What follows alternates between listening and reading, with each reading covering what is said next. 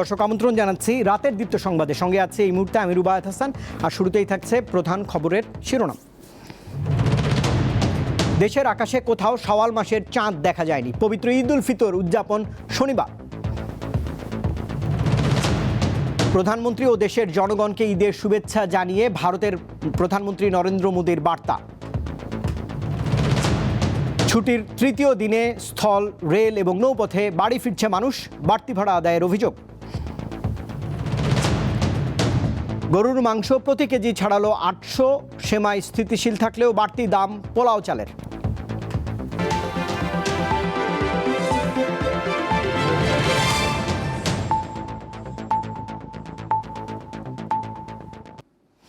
এবারে দর্শক পুরো আয়োজন। দেশের কোথাও পবিত্র শাওয়াল মাসের চাঁদ দেখা যায়নি, ফলে শুক্রবার রমজান মাসের ৩০ দিন পূর্ণ হবে। আর পবিত্র ঈদ উল ফিতর উদযাপিত হবে আগামী শনিবার। বৃহস্পতিবার সন্ধ্যায় জাতীয় মসজিদ বাইতুল মোকাররমের সভাকক্ষে চাঁদ দেখা কমিটির সভা শেষে এই তথ্য নিশ্চিত করেছেন ধর্মমন্ত্রী। তিনি বলেছেন, ১৪৪৭ হিজরি সনের পবিত্র শাওয়াল মাসের চাঁদ দেখা নিয়ে সকল জেলা প্রশাসন, ইসলামিক ফাউন্ডেশনের প্রধান কার্যালয়, বিভাগীয় ও জেলা কার্যালয় সহ বাংলাদেশ আবহাওয়া অধিদপ্তর এবং মহাকাশ গবেষণা ও দূর অনুধাবন প্রতিষ্ঠান থেকে প্রাপ্ত তথ্য পর্যালোচনা করা হয়েছে। দেশের আকাশে পবিত্র শাওয়াল মাসের চাঁদ আজ দেখা যায়নি, তাই ৩০ রমজান পূর্ণ করে পবিত্র ঈদ উল ফিতর উদযাপিত হবে শনিবার। সকল জেলা প্রশাসক, ইসলামিক ফাউন্ডেশনের প্রধান কার্যালয়, বিভাগীয় জেলা কার্যালয় সমূহ, বাংলাদেশ আবহাওয়া অধিদপ্তর ও মহাকাশ গবেষণা দূর অনুধাবন প্রতিষ্ঠান হতে প্রাপ্ত তথ্য নিয়ে পর্যালোচনা করে দেখা গেছে যে বাংলাদেশের আকাশে পবিত্র শাওয়াল মাসের চাঁদ দেখা যায়নি।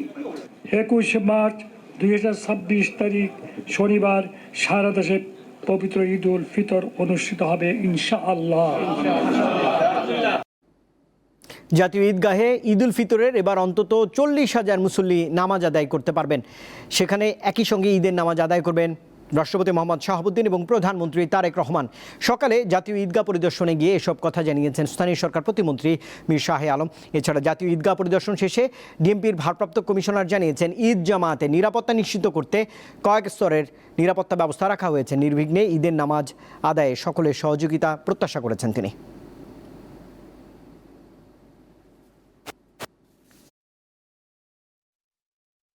বিএনপি সরকার গঠনের পর এই প্রথম ঈদ উল ফিতর উদযাপন হচ্ছে এবং সেই উপলক্ষে মাননীয় প্রধানমন্ত্রী জনাব তারেক রহমান এই ঈদগাহ ময়দানে ঈদের নামাজ আদায়ের সম্মতি জ্ঞাপন করেছেন।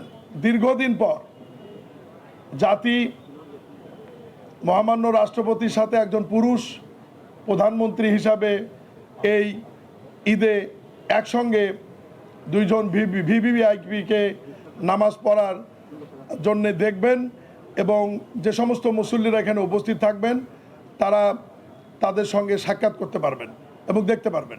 জাতীয় ঈদগাহে আগত মুসল্লিদের প্রতি আমাদের সাধারণ অনুরোধ, নিরাপত্তার স্বার্থে তল্লাশি কাজে সহায়তা করতে হবে। অর্থাৎ আর্চওয়ে গেট দিয়ে প্রবেশ করতে হবে, ব্যাগ বা কোনো কিছু আনা যাবে না। অন্যান্য যে নিরাপত্তা বাহিনীর অনুরোধ সেটা রাখতে হবে। পবিত্র ঈদ উল ফিতর উপলক্ষে প্রধানমন্ত্রী তারেক রহমানকে শুভেচ্ছা জানিয়েছেন ভারতের প্রধানমন্ত্রী নরেন্দ্র মোদী। বৃহস্পতিবার এক শুভেচ্ছা বার্তায় ভারতের প্রধানমন্ত্রী বলেন, ঈদ মোবারক।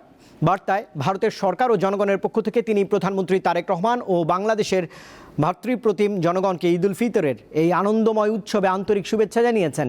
নরেন্দ্র মোদী আরও জানিয়েছেন, বিগত এক মাস ধরে ভারতসহ বিশ্বজুড়ে মুসলমানরা পবিত্র রমজান মাস পালন করেছেন এবং রোজা এবং প্রার্থনায় পূর্ণময় সময় কাটিয়েছেন। ঈদ উল ফিতর উদযাপন সহানুভূতি, ভ্রাতৃত্ব এবং একতার মতো চিরন্তন মূল্যবোধের কথা স্মরণ করিয়ে দেয় বলে জানিয়েছেন ভারতের এই প্রধানমন্ত্রী। বিশ্বজুড়ে মানুষের জন্য শান্তি, সম্প্রীতি, সুস্বাস্থ্য এবং সুখ কামনা ও প্রার্থনা করেছেন নরেন্দ্র মোদী।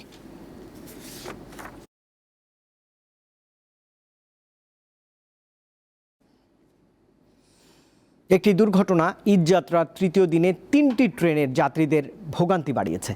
কমলাপুর স্টেশনে ঘন্টার পর ঘন্টা অপেক্ষা করতে হয় ওই ট্রেন তিনটির যাত্রীদের। এছাড়া সকল ট্রেনেই ছিল উপচে পড়া মানুষের ভিড়। ঝুঁকি নিয়ে অনেকেই ছাদে উঠে রওনা হন গ্রামের বাড়ির উদ্দেশ্যে। ঈদ উল ফিতর উপলক্ষে এখন রাজধানী ছাড়ছেন অনেকেই। সেই যাত্রায় বৃহস্পতিবার প্রায় প্রতিটি ট্রেনেই ভিড়। বগির ভেতরে কিংবা ছাদ, সব জায়গায়ই যাত্রীতে পরিপূর্ণ। প্রিয়জনের সান্নিধ্য আর পরিবার পরিজনের সঙ্গে ঈদের আনন্দ ভাগাভাগি করতে পারার আকাঙ্ক্ষা থেকে সব কষ্টই হাসি মুখে মেনে নিতে রাজি তারা। বাড়িতে তো বাবা আছে, ফ্যামিলি আছে, তাদের সাথে ঈদ করার লাগে তো আমরা দেশে যাইতেছি। তবে নীলসাগর, একতা ও পঞ্চগড় এক্সপ্রেস ট্রেনের যাত্রীদের ভোগান্তি সীমাহীন। বগুড়ায় বুধবার একটি ট্রেনের বগি লাইনচ্যুত হওয়ায় এই তিনটি ট্রেনের যাত্রা বিলম্ব ঘটে। আমরা যাচ্ছি ঈশ্বরদীতে, আমাদের ট্রেন ছিল 10টা 30-এ, সেটা এখন 4টা 50-এ আসার কথা। 6টা 45-এর ট্রেন, এখন আদৌ কখন আসবে, কখন যেতে পারবো কিছুই বলতে পারতেছি না আসলে। এদিন কমলাপুর স্টেশন পরিদর্শনে আসেন রেল প্রতিমন্ত্রী। এ সময় যাত্রীদের সঙ্গে কথা বলেন তিনি। পরে সাংবাদিকদের প্রশ্নের জবাবে জানান, বগুড়ার সান্তাহারে নীলসাগর এক্সপ্রেস দুর্ঘটনায় স্টেশন মাস্টার ও 2 চালককে সাময়িক বরখাস্ত করা হয়েছে। আমরাও সার্বক্ষণিক বিভিন্ন জায়গায় যাচ্ছি, যে দেখছি যে আসলে বাস্তবতা কি, এবং যাতে যাত্রীদের সর্বোচ্চ সেবাটুকু নিশ্চিত করা যায় সেই ব্যাপারে আমরা সবাই সক্রিয় রয়েছি এবং সচেষ্ট রয়েছি এবং সেভাবে কাজ করে চলছি। কমলাপুর স্টেশন মাস্টার কথা বলেন ছাদে ভ্রমণ নিয়ে। উত্তরবঙ্গের কিছু যাত্রী তারা ট্রেনের মধ্যে ফাঁকা থাকা সত্ত্বেও তারা ট্রেনের ছাদে উঠতে উৎসাহিত বোধ করে, তো আমরা সবসময় এদেরকে নিরুৎসাহিত করি। মহাখালী বাস টার্মিনালে গিয়ে দেখা যায় নির্দিষ্ট ভাড়াতেই নিজ গন্তব্যে যেতে পারছেন ঘরমুখ মানুষ। আমরা সাথে সাথে টিকিট পাচ্ছি, 250 টাকা ভাড়া, 250 টাকায় কোনো হয়রানি হচ্ছে না। সারা বছর যে ভাড়াটা নেই এই ভাড়াটাই নেওয়া হচ্ছে, কোথাও কোনো বেশি নেওয়া হচ্ছে না। তবে দীর্ঘ যানজটে আটকে থাকার কারণে আর্থিক ক্ষতির সম্মুখীন হচ্ছে বলে দাবি পরিবহন মালিকদের। দিলশাদানি, দীপ্ত সংবাদ, ঢাকা। ঈদ উল ফিতরের আর মাত্র একদিন বাকি থাকলেও সদরঘাট লঞ্চ টার্মিনালে ঘরমুখ মানুষের ঢল এখন পর্যন্ত থামেনি। তবে বুধবারের মর্মান্তিক দুর্ঘটনার স্মৃতি আর বৈরী আবহাওয়ার চোখ রাঙানির মধ্যে উৎকণ্ঠা নিয়েই চলছে এবারের নৌপথের ঈদ যাত্রা। রাজধানীর সদরঘাট লঞ্চ টার্মিনালে বৃহস্পতিবার সকাল থেকেই ছিল ঘরমুখ মানুষের স্রোত। তবে বাড়ি ফেরার আনন্দের মাঝেও যেন মিশে আছে আতঙ্ক আর উৎকণ্ঠা। বুধবার 3 লঞ্চের রেশারেশিতে প্রাণ হারান 2 যাত্রী। ভয়াবহ সেই স্মৃতি এখনও তাজা। লঞ্চ ভ্রমণের নিরাপত্তা যখন বড় প্রশ্নের মুখে, ঠিক তখনই বাগড়া দিচ্ছে প্রকৃতি। উত্তাল নদী আর বৈরী আবহাওয়ায় ঝুঁকি বেড়েছে বহুগুণ। তারপরও লঞ্চের ছাদে চড়েও গন্তব্যে ছুটছে ঘরমুখ মানুষ। অবশ্য আতঙ্ক থাকলেও নারীর টানে বাড়ি যাওয়ার আনন্দটাই সবার চোখে মুখে। আবহাওয়া অনেক খারাপ, তাও আমাদের রিস্ক নিয়ে যেতেছি, তাও আমাদের বাড়িতে যে ঈদ করতে হবে। কিছু করার নেই, যাইতে হবে। ফ্যামিলি, বাপ মা আছে, সন্তান আছে। অনেক দিন তো ঢাকায় থাকি, যাওয়া হয় না, কাজে কামে ব্যস্ততা থাকা পড়ে, তার জন্য সবাই ছেলে মেয়ে স্বামী সন্তান নিয়ে যেতেছি খুব আনন্দ করার জন্য। বাড়িতে যাচ্ছি ছেলে মেয়ে নিয়ে ঈদ করবো, এই জন্য আগ্রহ করিয়া। নৌ পরিবহন প্রতিমন্ত্রী রাজিব হাসান জানান, দুর্ঘটনা এড়াতে টার্মিনাল এলাকায় নৌকায় করে লঞ্চে ওঠানামা নিষিদ্ধ করা হয়েছে। আমরা এই লঞ্চের নৌকা থেকে ভবিষ্যতে কোনো প্যাসেঞ্জার উঠতে দিব না। এই বিষয়টি আমাদের সিদ্ধান্ত খুব শক্ত। প্রয়োজনে আমরা আমাদের যে নীতিমালার কিছু পরিবর্তন করব। আপনি কেরানীগঞ্জ থেকে যে পারাপারের যে রাস্তাটি আছে, সেই রাস্তাগুলোকে আমরা ঘাট থেকে যতটুকু সম্ভব দূরে সরিয়ে একটি স্থায়ীভাবে এই পার ওই পার করার চেষ্টা করব। কিন্তু মূলত হলো লঞ্চে নৌকা থেকে কোনো প্যাসেঞ্জার উঠবে না। আমরা যেমন নিয়ম করব, আইন শৃঙ্খলা বাহিনীকে মাধ্যমে কঠোর হব, আপনাদের মাধ্যমে সাধারণ মানুষকে অনুরোধ করব আপনারাও নিয়ম মেনে চলবেন। নিরাপত্তা নিশ্চিত করতে র্যাব, পুলিশ ও বিআইডব্লিউটি এর বাড়তি সদস্য মোতায়েন করা হয়েছে। তবে সাধারণ যাত্রীদের অভিযোগ, পন্টুনের শৃঙ্খলার চেয়ে বিশৃঙ্খলা বেশি। জীবনের ঝুঁকি আর স্বজনদের কাছে পৌঁছানোর ব্যাকুলতা, সব মিলিয়ে এক ভিন্ন অনুভূতির মধ্য দিয়ে চলছে এবারের ঈদযাত্রা। হেদায়েতুল্লাহ সীমান্ত, দীপ্ত সংবাদ, ঢাকা। ঈদযাত্রায় সড়কে কিছুটা স্বস্তি ফিরেছে এবার। দীর্ঘ কোনো যানজট নেই, তবে বিভিন্ন স্থানে যাত্রীর চাপ থাকায় কিছুটা গণপরিবহন সংকট দেখা দিয়েছে। সেই সঙ্গে স্বাভাবিকের চেয়ে বাড়তি ভাড়া আদায়ের অভিযোগ এবারও করেছেন যাত্রীরা। সকাল থেকে ঢাকা টাঙ্গাইল ও ঢাকা ময়মনসিংহ মহাসড়কে যানবাহনের দীর্ঘ সারি। থেমে থেমে গাড়ি চলায় কিছু স্থানে দেখা যায় যানজট। চন্দ্রা মোড় ও চান্দনা চৌরাস্তা এলাকায় কয়েক কিলোমিটার জুড়ে স্থবির হয়ে পড়ে যানবাহন। সাভারের মহাসড়কে যানজটের ভোগান্তি না থাকলেও যাত্রী ওঠানামার জন্য যানবাহনের কিছুটা ধীরগতি দেখা যায়। দ্বিগুণ ভাড়া নেওয়ার অভিযোগ করেন অনেক যাত্রী। লোকজন অনেক কম, সেজন্য বের হয়েছে। বাসের টিকিট পায়নি, মাইক্রোতে টিকিট কাটে, এখন বাসের মতো করে যাচ্ছে, খরচ তো ডবল লাগতেছে। সকাল থেকে ঢাকা আরিচা মহাসড়ক অনেকটাই ফাঁকা ছিল, তবে নবীনগর চন্দ্রা মহাসড়কে যানবাহনের ধীর গতি দেখা যায়। আনমিল বাজার থেকে নবীনগর পর্যন্ত রাস্তা এখন মোটামুটি একেবারেই স্বাভাবিক। পাশাপাশি সাধারণ যাত্রীদের কাছ থেকে যেন অতিরিক্ত ভাড়া আদায় করতে না পারে, এক্ষেত্রে আমরা সার্বক্ষণিক নজরদারি করতেছি। ঢাকা চট্টগ্রাম ও ঢাকা সিলেট মহাসড়কে যানজট নেই, তবে দূরপাল্লার গণপরিবহন সংকট দেখা গেছে। বাড়তি ভাড়া নেওয়ার অভিযোগও যাত্রীদের। যাইতেছি যাত্রাতে, গাড়ি পাইতেছি না, এই জন্য অপেক্ষা করতেছি। যে গাড়ি মনে করেন যে 15 মিনিট 20 মিনিট পরে আসতো, সেটা আধা ঘন্টা পর পর আসতেছে। মানে এখানে যে যাচ্ছে সেটার হিসাব করে তেল নিতেছে, আর আসার সময় যে তেলটা নিয়ে আসবে সেই ভাড়াটা সে পাবে কোথায়? সেই জন্য গাড়িগুলো ওইখানেই রয়ে গেছে, এই জন্য পর্যাপ্ত পরিমাণ গাড়ি যাত্রী পাচ্ছে না। বৃহস্পতিবার সকাল থেকেই ঢাকা ভাঙা এক্সপ্রেসওয়েতে গাড়ির বাড়তি চাপ দেখা গেছে। স্বাভাবিকের চেয়ে বাড়তি ভাড়া আদায়ের অভিযোগ করেছেন এই রুটের যাত্রীরাও। আব্দুল্লাহপুর থেকে এখানে ভাড়া নিচ্ছে 500 টাকা করে, ভাড়া 150-200 টাকা, এখানে 400 টাকা নিতে, আবার কোনো কোনো গাড়িতে 500 টাকা যায়। অতিরিক্ত যানবাহনের চাপ মহাসড়কের বিভিন্ন জায়গায় ও যমুনা সেতুর উপর একাধিক যানবাহন বিকল হওয়ায় ঢাকা টাঙ্গাইল যমুনা সেতু মহাসড়কের অন্তত 25 কিলোমিটার এলাকায় থেমে থেমে যানজটের সৃষ্টি হয়। সাইফুর রহমান শিশির, দীপ্ত বার্তা কক্ষ। ঈদের সময় যে যার সাধ্যমতো একটু মুখরোচক খাবারের আয়োজন করে থাকেন। সেই আয়োজনে অন্যতম অনুষঙ্গ গরুর মাংস কিনতে পাড়া মহল্লার দোকান কিংবা বাজারে বেশ ভিড় দেখা গেছে। তবে স্থানভেদে দাম গিয়ে ঠেকেছে 820 টাকা কেজি পর্যন্ত। এছাড়া পোলাও চালের দাম কিছুটা বেড়েছে, তবে স্থিতিশীল রয়েছে সেমাইয়ের দাম।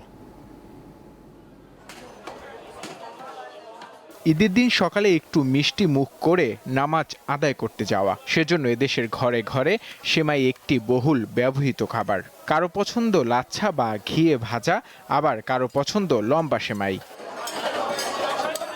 রাজধানীর কারণ বাজারে দোকানগুলোয় এখন তাই সেমাই কেনার হিড়িক। সেমাই চিনি আনুষঙ্গিক যা আছে তাই আর কি, এমনিতে আপনার সেমাই চিনি এগুলা আগের দামই আছে।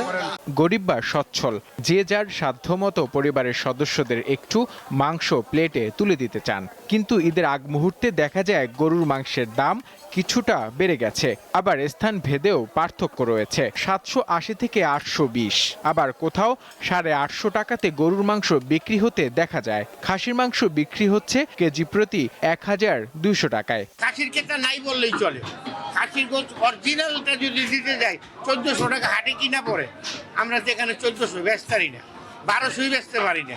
780 টাকা পাইছি এবং গরুর সার গরুর মাংস বেড়েছে পোলার চাল ও আলুর দামও, তবে আগের চড়া দামে স্থিতিশীল মশলার বাজার। পোলার চাল সেটা মোটামুটি ভালো দাম বাড়ছে, শুধু একটা পণ্যের দাম বাড়ছে 120, 130, 35টা সবচেয়ে ভালো যে চালটা, সেটা এখন 140, 45 টাকা। প্রচুর পরিমাণ বৃষ্টি হয়েছে, আলুর গাছ সব তলায় গেছে, ওখানে পাইকারি রেট বর্তমান 16 টাকা বিক্রি করতেছে, 2-3 দিন আগে ছিল 12 টাকা 13 টাকা। পুরো রমজান মাস জুড়ে দামের উত্তাপ ছড়ানো লেবুর হালি 30 থেকে 50 টাকা। এছাড়া শসার দামও উঠানামা করছে। নূর আলম, দীপ্ত সংবাদ, ঢাকা। এবারে আরএফএল ওয়ার্ড্রপ ঈদ বাজারের খবর।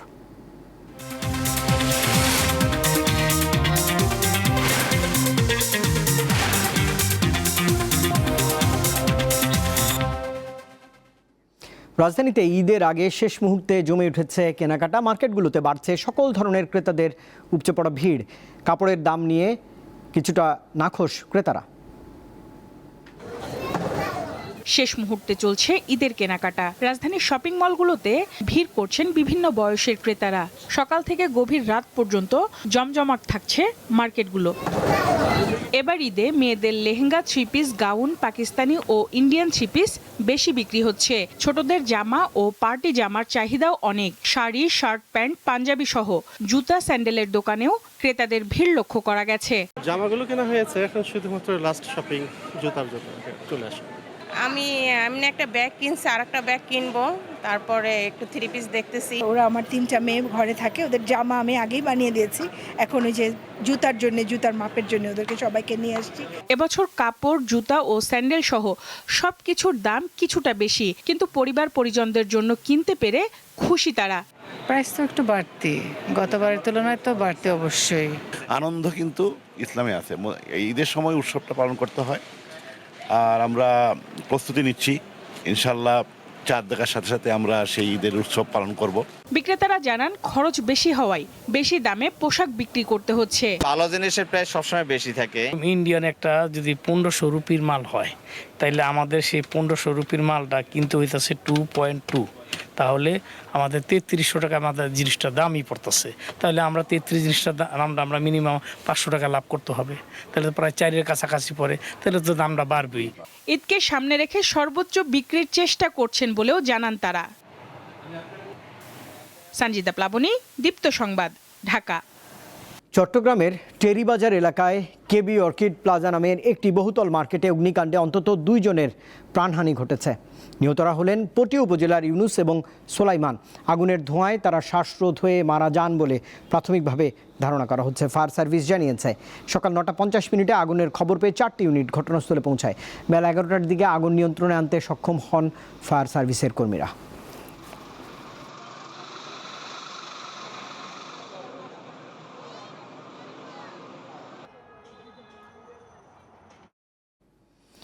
রমজানের শুরু থেকেই পর্যটক শূন্য হয়ে পড়েছে সাগরকন্যা কুয়াকাটা। এই সুযোগে সৈকত সেজেছে অপরূপ সাজে। এদিকে ঈদ সামনে সাভারের বিনোদন কেন্দ্রগুলো সাজানো হয়েছে বর্ণিল আয়োজনে।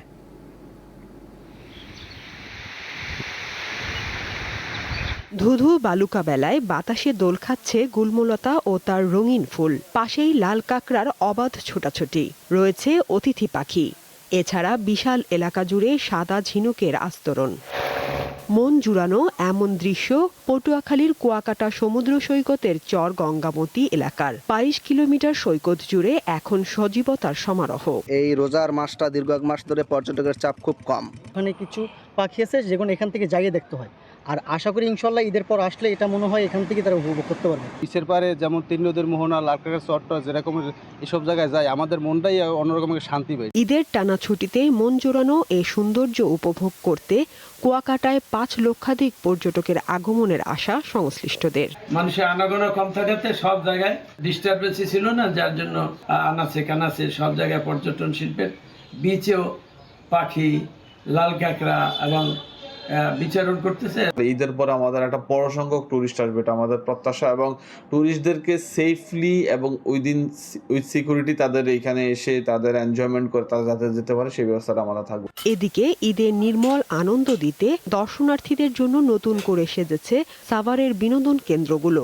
পুরো এলাকা পরিষ্কার পরিচ্ছন্ন করা হয়েছে। এছাড়া রঙের আঁচড়ে পার্কগুলো হয়ে উঠেছে আকর্ষণীয় ও প্রাণবন্ত। যে দুইগুলো আছে, রাইডগুলো আছে, এনডিটি টেস্ট করার পরে আমরা সেগুলো আবার পুনরায় সেটিং ফিটিং করতেছি এবং পরিষ্কার পরিচ্ছন্নতা করতেছি, রং করতেছি। রোজার ভিতরে একটু গেস্ট কম হয়, যার কারণে আমরা একটা সুযোগ পাই সার্ভিসিং করার। ঈদ উপলক্ষে বিশেষ প্যাকেজ ও ছাড় রাখা হয়েছে দর্শনার্থীদের জন্য। বড় সবাই আনন্দ উল্লাস করতে পারে। সেক্ষেত্রে আমাদের পার্কের কোথাও কোনো কাজ আমরা বাকি রাখছি না ঈদ উপলক্ষে। বাচ্চাদের জন্য 2-3টা রাইডস নতুন নিয়ে আসা হয়েছে, আর একটা বড়দের জন্য টুইস্ট অ্যান্ড টাওয়ার, এই আর একটা রাইড যোগ করা হয়েছে। ঈদে পরিবার পরিজন নিয়ে বিনোদন কেন্দ্রগুলোতে দর্শনার্থীদের ঢল নামবে এমন প্রত্যাশা সংশ্লিষ্টদের। সাদিয়া চৌধুরী, দীপ্ত, বার্তা কক্ষ। আন্তর্জাতিক প্রসঙ্গ। মধ্যপ্রাচ্যে ইরানের ধারাবাহিক হামলা অব্যাহত থাকলে দেশটির বিরুদ্ধে প্রয়োজনে সম্মিলিত সামরিক পদক্ষেপ নেয়ার হুঁশিয়ারি দিয়েছে সৌদি আরব। একই সঙ্গে তেহরানকে অবিলম্বে তাদের আঞ্চলিক কৌশল পুনর্বিবেচনার আহ্বান জানান সৌদি পররাষ্ট্রমন্ত্রী প্রিন্স ফয়সাল বিন ফারহান আল সৌদ। রিয়াদে আরব রাষ্ট্রগুলোর পররাষ্ট্রমন্ত্রীদের সঙ্গে বৈঠক শেষে সংবাদ সম্মেলনে তিনি এক বার্তায় দিয়েছেন। তিনি বুধবার ইরানের সবচেয়ে বড় সাউথ পার্টস গ্যাস ক্ষেত্র এবং আল সালুহেতে অবস্থিত তেল স্থাপনায় ভয়াবহ হামলা চালায় ইসরায়েল। তবে এই হামলা সম্পর্কে জানতেন না বলে জানিয়েছেন মার্কিন প্রেসিডেন্ট ডোনাল্ড জন ট্রাম্প। ইরানের 4 শীর্ষ নেতাকে হত্যা এবং তেল ও গ্যাস ক্ষেত্রে হামলার জবাবে সৌদি আরব, কাতার এবং আরব আমিরাতে তেল এবং গ্যাস ক্ষেত্রে হামলা চালিয়েছে তেহরান। এছাড়া ইসরায়েলি হামলায় ইরানের গোয়েন্দা মন্ত্রী ইসমাইল খতিব নিহতের কথা নিশ্চিত করেছেন দেশটির প্রেসিডেন্ট মাসুদ পেজেশকিয়ান।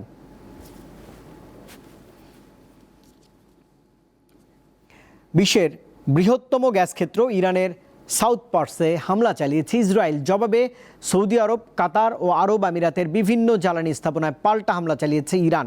একই সঙ্গে দেশটি আরও বিধ্বংসী হামলার হুমকিও দিয়েছে। এতে করে বিশ্ববাজারে চলমান জ্বালানি সংকট আরও তীব্র হওয়ার শঙ্কা দেখা দিয়েছে। আক্রমণ পাল্টা আক্রমণে দীর্ঘায়িত হচ্ছে ইরানের বিরুদ্ধে যুক্তরাষ্ট্র ও ইসরায়েলের যুদ্ধ, যেখানে চক্রব্যূহে পড়ে গেছে জ্বালানি খাত। ইরানের সাউথ পার্স গ্যাস ক্ষেত্রের একটি পেট্রোকেমিক্যাল কমপ্লেক্সে স্থানীয় সময় বুধবার ভোরে বিমান হামলা চালায় ইসরায়েল। জবাবে উপসাগরীয় অঞ্চলের বিভিন্ন জ্বালানি স্থাপনায় পাল্টা হামলা চালায় ইরান। এর মধ্যে বৃহস্পতিবার ভোরের হামলায় কাতারের রাস লাফান ইন্ডাস্ট্রিয়াল সিটির কয়েকটি তরলীকৃত প্রাকৃতিক গ্যাস বা এলএনজি উৎপাদন ও রপ্তানি স্থাপনা ক্ষতিগ্রস্ত হয়। এছাড়া আগে থেকেই হরমুজ প্রণালীতে জাহাজ চলাচল ব্যাহত হয় বিশ্ববাজারে জ্বালানি তেলের দাম বাড়তে থাকে। বৃহস্পতিবার নতুন করে এই উত্তেজনায় তেলের দাম আরও প্রায় 5% বেড়ে ব্যারেল প্রতি $110 ছাড়িয়ে গেছে। পাশাপাশি অস্থির হচ্ছে এলপিজির দামও। মধ্যপ্রাচ্যে একের পর এক জ্বালানি অবকাঠামোতে হামলার কারণে গ্যাসের দাম একদিনেই প্রায় 4% বেড়েছে। যুদ্ধের কারণে বিশ্বজুড়ে উড়োজাহাজের জ্বালানির দাম গত এক মাসে বেড়েছে প্রায় 83%। বিশ্বজুড়ে জ্বালানি তেল ও গ্যাসের সরবরাহ ব্যবস্থা বিঘ্নিত হওয়ায় বিভিন্ন দেশে তীব্র হচ্ছে সংকট। এই পরিস্থিতিতে বৈশ্বিক সরবরাহ চেইন ও খাদ্য নিরাপত্তা ঝুঁকিতে পড়েছে। এমনকি যুদ্ধের মূল হোতা যুক্তরাষ্ট্রের ওপরও অভ্যন্তরীণ ও আন্তর্জাতিক চাপ তৈরি হয়েছে। জ্বালানির দাম বৃদ্ধির কারণে সাধারণ মানুষের সমস্যার কথা স্বীকার করেছে যুক্তরাষ্ট্রের vice president JD Vance. Ishrat Suma, Deepto বার্তা কক্ষ। এবারে খেলার খবর জানাচ্ছে। ঈদের আমেজের মধ্যেই ফের জমে উঠেছে দেশের ফুটবল অঙ্গন। জাতীয় দলের পাশাপাশি বয়সভিত্তিক নারী ও পুরুষ দলগুলো এখন ব্যস্ত আন্তর্জাতিক সূচি এবং নতুন চ্যালেঞ্জ নিয়ে। তবে সব আলোচনার কেন্দ্রবিন্দুতে হ্যাভিয়ার কাবরেরার জাতীয় দল। সামনে অপেক্ষা করছে কঠিন দুটি অ্যাওয়ে ম্যাচ, যেখানে ভিয়েতনাম এবং সিঙ্গাপুরের মাটিতে প্রতিদ্বন্দ্বিতা করবে বাংলাদেশ জাতীয় ফুটবল দল। এই দুটি ম্যাচকে ঘিরে এরই মধ্যে প্রস্তুতি শুরু করেছে এই দল। ফিফা র্যাঙ্কিংয়ে বাংলাদেশের অবস্থান 180, যেখানে ভিয়েতনাম 108 এবং সিঙ্গাপুর 148-এ অবস্থান করছে। আগামী 26 মার্চ ভিয়েতনামের বিপক্ষে একটি প্রীতি ম্যাচ খেলবে বাংলাদেশ। এরপরই এশিয়ান কাপ বাছাই পর্বে সিঙ্গাপুরের বিপক্ষে মাঠে নামবে লাল সবুজের দল। আমরা যে ভিয়েতনামের সাথে খেলতেছি, ফার্স্ট অফ অল এটা মানে খুব ভালো একটা জিনিস করতে, যেটার সাথে একটা ম্যাচ পাইতে ভিয়েতনাম একটা মানে খুব ভালো পজিশন আমাদের জন্য, ভালো টেস্ট হবে। বাট আই থিঙ্ক ওইটার জাস্ট মেইন জিনিস হলো আমরা মানে এশিয়া ফুটবলে একটু রেসপেক্ট পাবো। আমরা যদি ওদের সাথে যেতে পারি, সিঙ্গাপুরকেও যেতে পারি, তাহলে আমাদের নামটা একটু বড় হবে ওই এশিয়া ফুটবলে। অলরেডি লোকজন একটু জানে বাংলাদেশ কি আমরা একটা মানে রাইজিং করছি, ইমপ্রুভ করছি। বাট আমরা যদি রেজাল্টগুলো ভালো পাই এই উইন্ডোতে, তাহলে আর একটু ভালো রেসপেক্ট পাবো। দর্শক, এই খবরের সঙ্গে শেষ করছি রাতের দীপ্ত সংবাদ। শেষ করার আগে প্রধান খবরের শিরোনাম জানাবো আরেকবার। দেশের আকাশে কোথাও শাওয়াল মাসের চাঁদ দেখা যায়নি। পবিত্র ঈদ উল ফিতর উদযাপিত হবে শনিবার। প্রধানমন্ত্রী ও দেশের জনগণকে ঈদের শুভেচ্ছা বার্তা জানিয়েছেন ভারতের প্রধানমন্ত্রী নরেন্দ্র মোদী। ছুটির তৃতীয় দিনে স্থল, রেল এবং নদীপথে বাড়ি ফিরছেন মানুষ।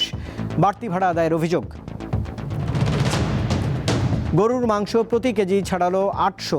সেমাই স্থিতিশীল থাকলেও বাড়তি দাম পোলাও চালের।